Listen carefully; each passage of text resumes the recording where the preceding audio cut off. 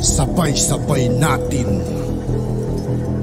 alamin ang mga kaganapan na nangyayari sa ating bansa.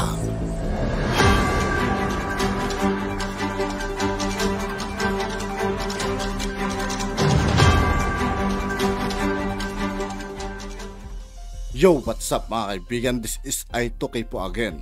Ngayon nandito ulit tayo sa channel ni Banat News Updates. Dito ulit tayo magbibigay ng komento at reaksyon. Kaya samahan nyo ko guys. Let's go! Sa isang poton para hindi man lang daw nilagay, karaniwan daw po kasi, no? Karaniwan daw po sa mga drogang ganyan. Yung nasasabat, tinatago sa mga anong tawag doon? Nag-e-effort pa para itago, di ba? Minsan tinatago sa mga kalabasa. Kasi ang laki. Yung nahuhuli natin, nakikita natin sa ibang bansa, di ba? Nakatago sa mga kalabasa. Minsan tinatago sa mga tea bags na kunwari mga tsaa. Yung meron pang tinatago pa. Eto raw parang kulang na lang sabihin sabihin ng shabu mismo, kulang na lang daw lagyan ng shabu kami.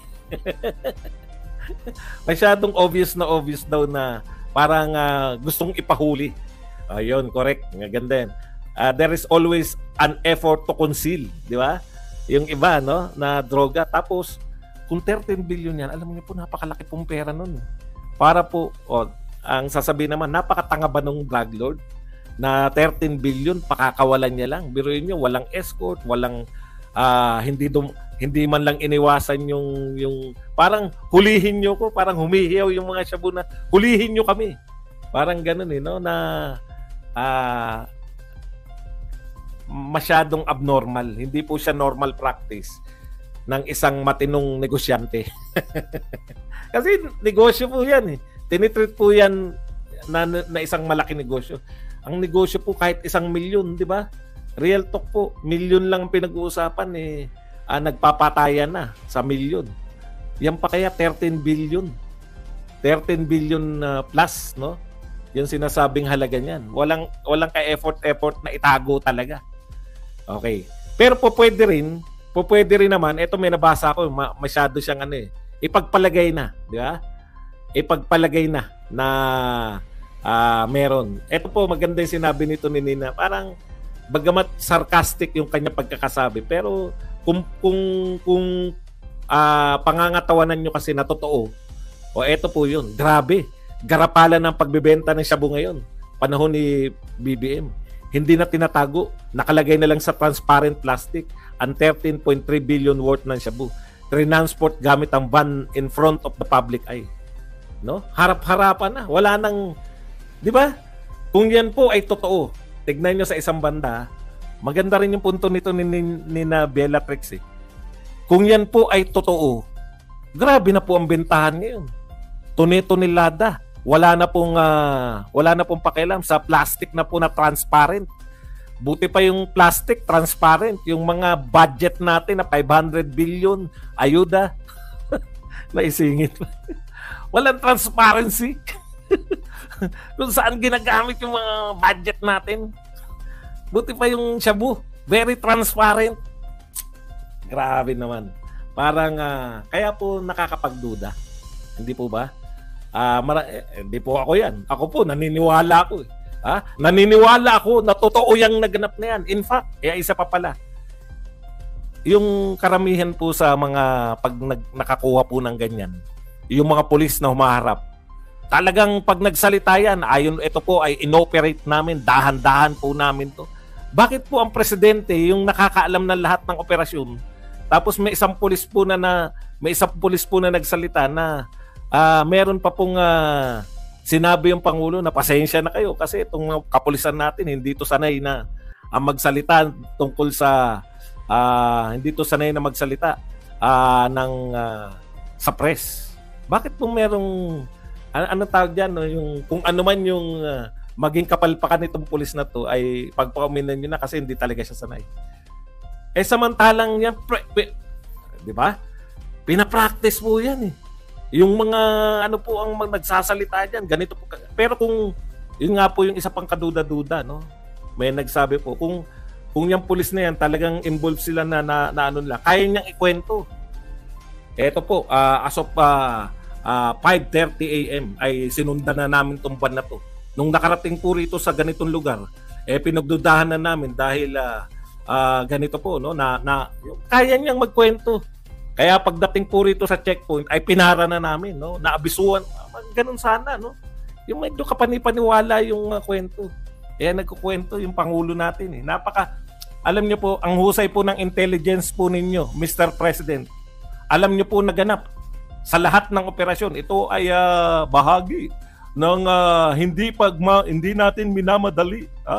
Itong ating ay wala pong namatay. Ang point ko, alam niya yung operasyon ng kapulisan tungkol po rito sa Shabu. Pero yung 2 taon na siya, hindi niya alam kung may secret deal ba o wala. Yung mga operasyon po na katulad nito, alam po ng Pangulo lahat, pati detalye.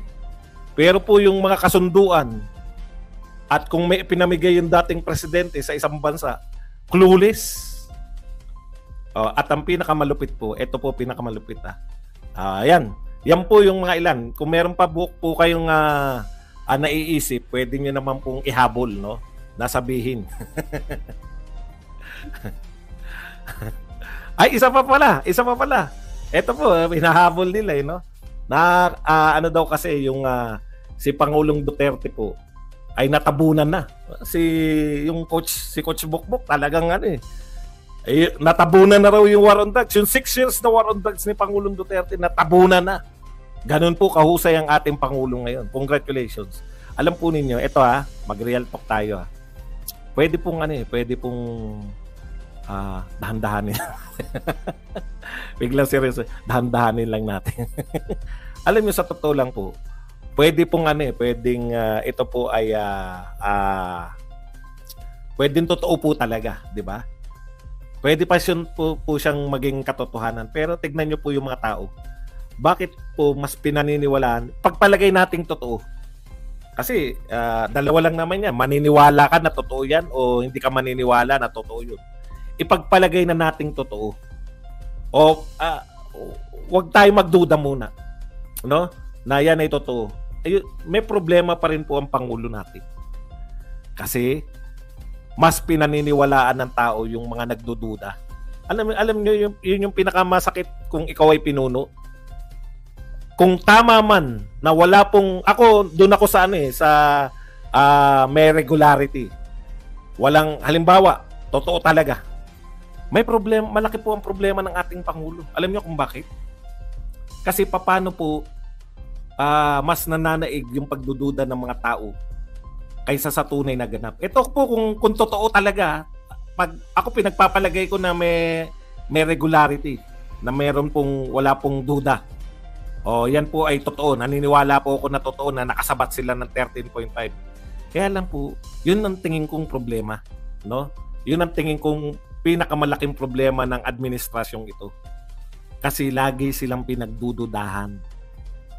Lagi pong may duda na. Imaginein po ninyo kung totoo yun, no? Imbis na pinararangalan. Imaginein po ninyo kung si Pangulong Duterte yan. Wala pong duda yan. Papalakpakan tao, papalakpakan ng media. No? Biruin mo, 13.3 billion, walang namatay. Ang question, yung mismong lahat na nang gagawin ng gobyernong ito, pag ganyan po yung pamumuno, no? Bakit kaya? Alam ko may sasagot dito sa FB. Kaya naman pinagdududahan yung Pangulo namin dahil sa mga katulad mong badong. Wala kayong ginawa kundi manira. Yeah? Ganun sabihin nyo, inunahan ko na kayo. Sasabihin ng mga taga-FB. Wala kasi kayong ginawa mga Duterte kayo kundi siraan si BBM. Kaya pinagdududahan na. Di po ba? Pero question po ng leadership yan. Kita mo, nagalingan siya. Gagka, sobrang galing mo. Ikaw na kaya maging Pangulo. No? Ang tanong nga, Marlon, bakit marami nagdududa kahit tama na yung ginagawa ng Pangulo ng Pilipinas? Sa totoo lang, kahit po totoo yan, Mas nangingibabaw na po yung pagdududa. Ibig sabihin, pag ganyan na yung leadership, mahirapan na. Ang tanong uli, hindi ba napakaraming vloggers, napakaraming mga katulad nito, nila Maravillas, nila Jared, bakit yung pagdududa sa Pangulo hindi nyo mabura? Bakit wala kayong kakayahan na? Tapos na. Nagtataka. At yun nga po mga kaibigan, dito po nagtatapos ang ating reaction video. Muli ako po si I2K ng Sundalo ng Dunggalo. Maraming salamat sa patuloy na pagsuporta. Yeah, peace out.